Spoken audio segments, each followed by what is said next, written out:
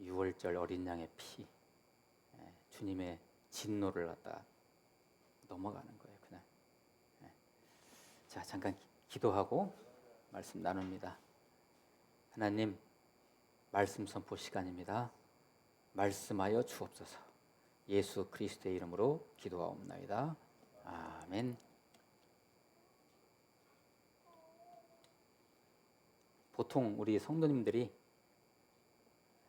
성경을 일독한다고 하잖아요.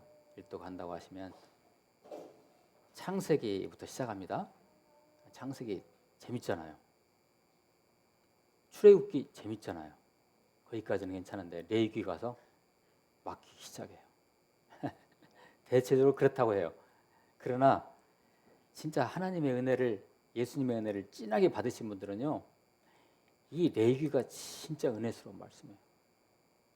레위기 말씀 읽을 때는 예수님의 그 보혈의 피가, 그 보혈이요, 막 뚝뚝 떨어져가지고 막 내 안에 있는 죄가 막 녹아져 나가고 그냥 내가 그냥 예수 그리스도 안에서 성령에 충만해서 그냥 세워지는 그런 체험을 하게 되거든요. 이 레위기 말씀에서요. 오늘 우리 공동체 주시는 이 레위기 10장 이 말씀은요, 지난주 월요일 우리 큐티인 묵상 말씀이었어요. 제사장에 관한 말씀이었죠. 오늘 말씀에 등장하는 인물들이 있습니다. 제가 좀 소개를 해볼까요? 등장인물. 모세가요, 하나님을 대신해서 제사장들에게 따끔하게 얘기하고 있습니다. 현재 모세가, 오늘 말씀의 구성이 그렇게 되어 있어요. 그리고 그 얘기를 듣는 아론, 모세의 형이에요. 제1대 대제사장이에요. 아론, 제사를 지는 제사장 아론. 그리고 그 네 아들 누구예요? 나답과 아비후, 엘르아살, 이다말, 이렇게. 그리고 이제 아론의 삼촌네 가족이 나오고요. 그런데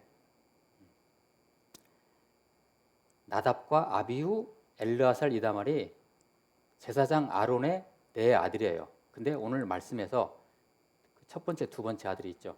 나답과 아비후가 죽어요. 궁금하시죠? 왜 죽었는지. 자, 오늘 말씀에서 우리가 생각해야 할 그 관점은요, 제사장이라는 건 어떤 역할을 하는 것인가 도대체.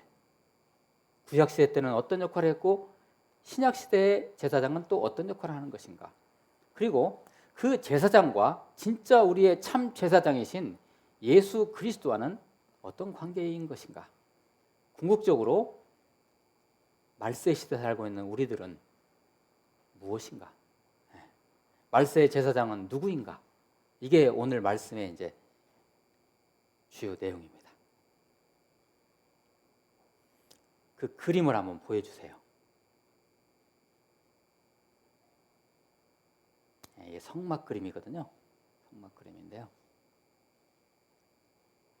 제사장이 동쪽에 다 있는 문으로 들어가서요, 번제단이 보이십니까? 작아서 안 보이시나요? 할 수 없이 제가 여기 번제단 있죠. 번제단에 가서 거기서부터 제사를 드리기 시작하는 거예요. 여기는 밑에 번제라는 건 태우는 것이니까요, 여기에 불이 있어요. 불. 이 우리의 더러운 죄를 갖다가 다 태워서 없애는 그런 의미거든요. 번제가. 그때 사용하는 그 불, 그 불이 하나님께서 원하시는 불이에요. 그 불을 붙여다가 향로에다가 그 불을 담아다가 이제 등대 보이시죠? 거기다가 불을 붙이고 그 다음에 분향단에다가 그 불을 거기다 붙이는 거예요. 그 불을 사용해야 돼요. 그런데 제사장인 나답과 아비후, 아론의 아들입니다. 두 아들이 다른 불을 갖다가 사용하다가 그냥 하나님의 진노가 임해가지고 그냥 그 하나님의 불이 임해가지고요, 나답과 아비후를 삼켜버렸어요. 죽었다는 얘기입니다. 하나님의 불은 희한한 것이, 우리 세상의 불은 이렇게 오면 타 죽잖아요. 근데 하나님의 불은 타 죽지 않고 나답과 아비후가 그냥 그 자리에서 그냥 죽어버렸어요. 제사장 복장 입은 채로. 사건은 이렇게 시작돼요. 오늘 말씀에. 일단 제사장이 제사하다가 죽었으니 이거 어마어마한 일이 아닙니까 이거, 그죠? 그리고 나답과 아비후의 아버지가 누구예요? 아론이잖아요. 아론이 어땠을까요? 자기 두 아들이 그냥 성막에서 죽어버려요. 그런데요, 이 어마어마한 사건이 터졌는데 이 일을 수습하는 모세가, 지도자 모세가요, 사람이 죽었는데, 그리고 제사가 이게 딱 망가졌잖아요 지금요. 제사장이 제사하다가 죽었으니까요.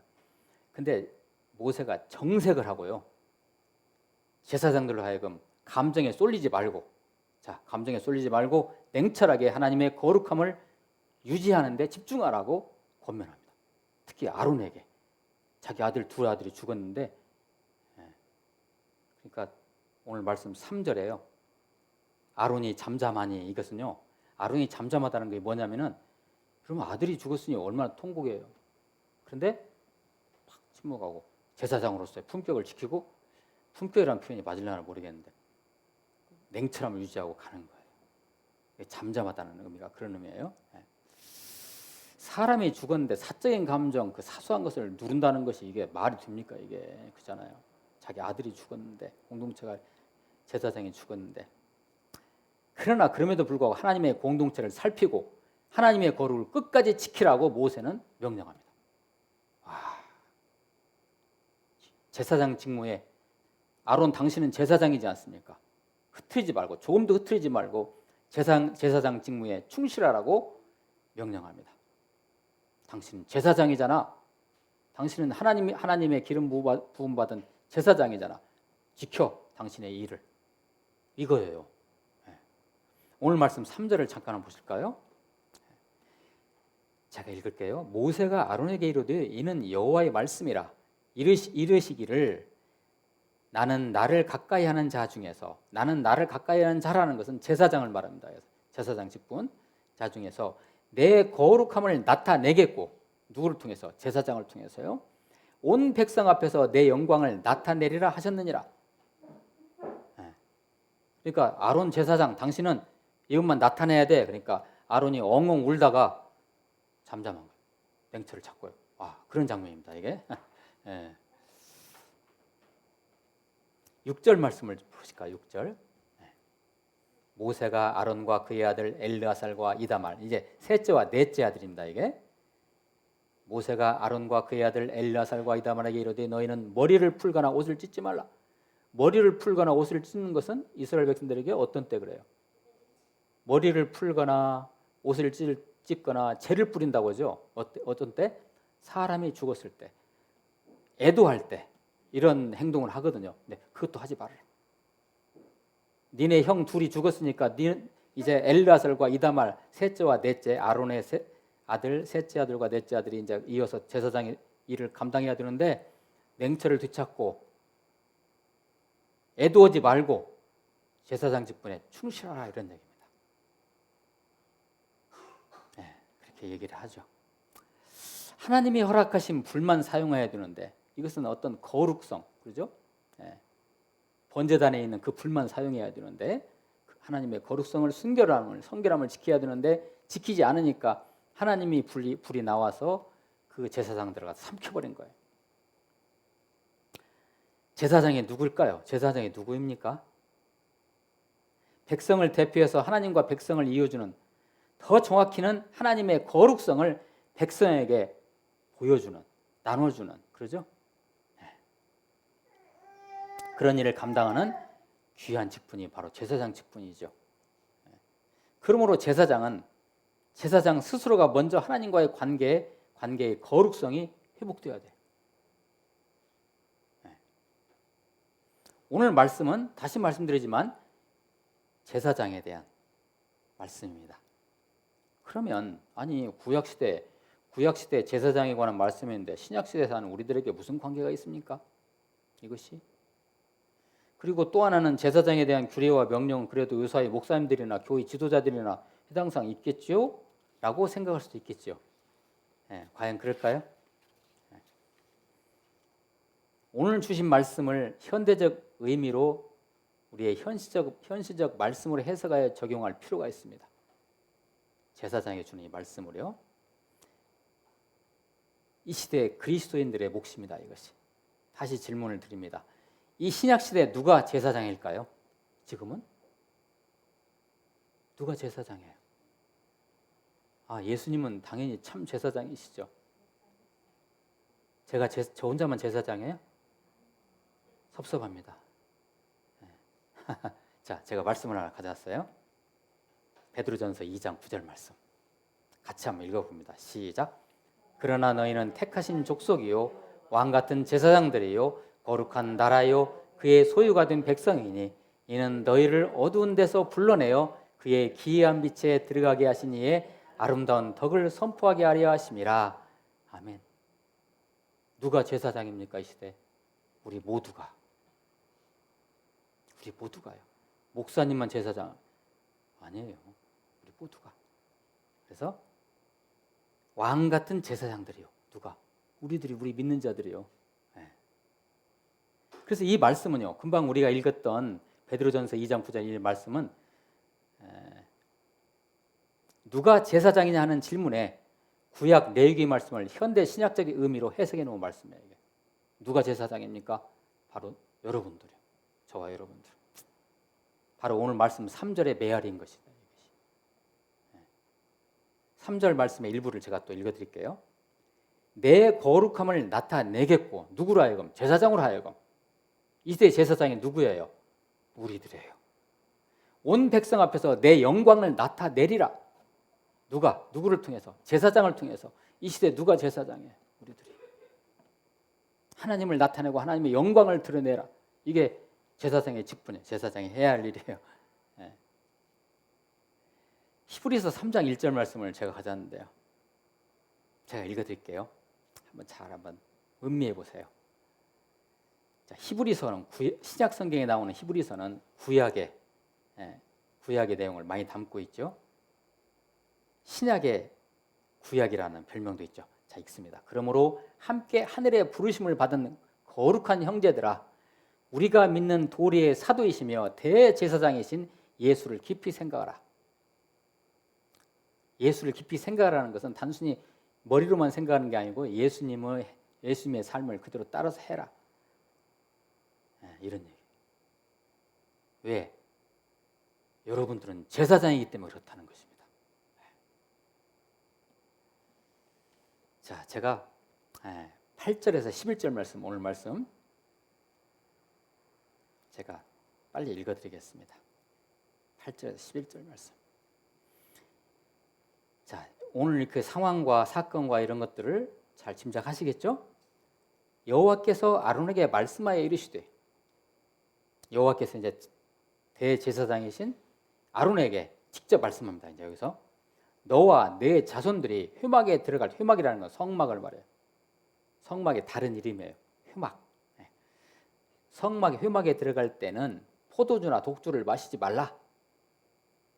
그리하여 너희 죽음을 면하라. 성막에 들어갈 때 누가 포도주나 독주를 마셨는가 보죠? 아마도 앞에서 죽은 나답과 아비후가 아마 포도주나 독주를 마셨는지도 모르네요. 술 먹고 엉뚱한 불을 갖다가 붙여다가 그냥 분향장에다 붙이다가 그냥 즉사해버린 거예요. 하나님의 거룩성을 훼손했기 때문에. 이는 너희 대대로 지킬 영원한 규례라. 10절입니다. 그리하여야 너희가 거룩하고 속된 것을 분별하며. 거룩하고 속된 것을 분별해. 누가? 제사장이. 부정하고 정한 것. 부정하고 정한 것을 분별하고. 또 나 여호와가 모세를 통하여 모든 규례를 이스라엘 자손에게 가르치리라. 자, 이렇게 해서 제사장의 어떤 그런 일종의 본분, 사명에 대해서 말씀하고 계시죠. 누가 제사장인가요? 우리는 제사장으로서 이 시대를 살아가고 있나요? 예수 그리스도의 은혜로 말미암아 거룩함을 회복한 우리는 이제 이 땅을 향해서 제사장적 사명을 가지고 살아가야 합니다. 이 시대 교회가, 교회에 속한 우리들이요. 이 땅에 끊임없이 한량없이 거룩함을 선포하고 그 거룩함을 쏟아내야 됩니다. 우리가요. 하나님의 거룩함을 받아서 세상에 쏟아내야 돼. 제사장이니까요, 우리가. 제사장이니까. 이 땅에 이런 식으로 이야기하면서요. 이 땅에 거룩한 하나님의 나라가 이미 왔고 그 나라는 장차 영원할 것이라고 세상을 향해서 선포해야 돼. 그러니 그렇게 살지 말라고. 세상 사람들에게 그렇게 살지 말라고. 인생 속고 살지 말라고. 눈을 뜨셔서 대제사장이신 우리 예수 그리스도를 바라보라고요. 우리의 진짜 대제사장이신 예수 그리스도께서 여러분들께도 그 거룩함을 주시기 위해서 간절히 기다리신다고요. 그렇게 우리가 제사장적 사명을 가지고 세상에 선포하라 이거예요. 어때요? 그러나 이 메시지를 전한다는 것이 우리의 지성과 생각과 의지만 가지고는 잘 안 되겠죠. 우리 안에 있는 그 강력한 거룩함이, 제사장적 그 거룩함이, 그 성령이 주시는 거룩함이 우리를 통해서 세상에 그냥 뿜어져 나가야 됩니다. 쏟아져 가야 돼요. 이러기 위해서는 우리는 거룩함 그 자체로 삶이 뭉쳐져야 돼요. 이게 제사장이에요. 제사장적 사명이에요. 이 시대에. 사랑하는 우리 동역자 여러분, 어떻게 하시겠습니까?